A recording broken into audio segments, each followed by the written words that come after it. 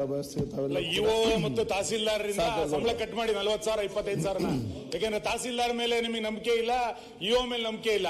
ಇವ್ರಿಗೆ ಕೂಡ 25,000, ಅವ್ರಿಗೆ 40,000 ರೂಪಾಯಿನ ಅವ್ರ ಸಂಬಳದಿಂದ ಕಟ್ ಮಾಡಿ. ಅವ್ರಿಗೆ ಇದಕ್ಕೆ ಎಕ್ಸ್ಟ್ರಾ ನೀವು ಸಮಿತಿ ಕೊಟ್ಟರೆ ತೆರಿಗೆ ಹಣ ಕೊಟ್ಟೋದಕ್ಕೆ ನಾಚಿಕೆ ಆಗಲ್ಲ ಸರ್ಕಾರಕ್ಕೆ? ಅದನ್ನು ನೋಡಿ ನೀವು ನಿನ್ನೆಲ್ಲ ಕೂತ್ಕೊಂಡು ಮಾತಾಡಿದಿರಿ. ಸರ್, ಅದಕ್ಕೆ ಸಮಿತಿ ಮಾಡೋದಕ್ಕೆ ಯಾರು ವಿರೋಧ ಅಲ್ಲ. ಅಧ್ಯಕ್ಷ ಮೇಲೆ ಇನ್ನೊಂದು ಸಮಿತಿ, ಶಾಸಕರ ಮೇಲೆ ಇನ್ನೊಂದು ಸಮಿತಿ. ನಿನ್ನೆ ನೀವೆಲ್ಲ ಕೂತ್ಕೊಂಡು ಮಾತಾಡಿದಿರಲ್ಲ. ಅಧ್ಯಕ್ಷರೇ, ಎಲ್ಲ ಸಮಸ್ಯೆಗೆ ಪರಿಹಾರ ಇದೆ. ನಿಮ್ಮ ಈ ಸಮಸ್ಯೆ ಸರ್ಕಾರಕ್ಕೆ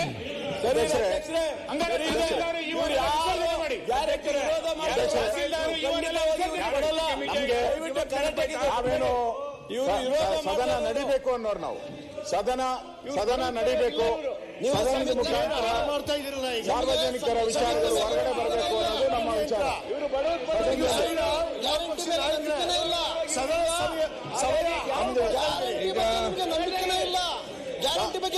ಇವತ್ತು ಸರ್ಕಾರ ಕಷ್ಟದಲ್ಲಿದೆ. ಹಣ ವಂಶಕ್ಕಾಗ್ತಾ ಇಲ್ಲ ಸರ್ಕಾರದಲ್ಲಿ. 9 ವಿವಿಗಳನ್ನ ಮುಚ್ಚುತ್ತಾ ಇದೆ. ಇಲ್ಲಿ ಅಂಗನವಾಡಿ ಕಾರ್ಯಕರ್ತರಿಗೆ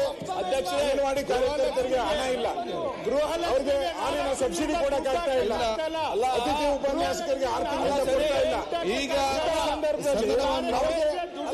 ಸರಿ ಇಲ್ಲ. ಅದನ್ನ ದಯವಿಟ್ಟು 1 ಗಂಟೆ 45 ನಿಮಿಷಕ್ಕೆ ಮುಂದೂಡಲಾಗಿದೆ.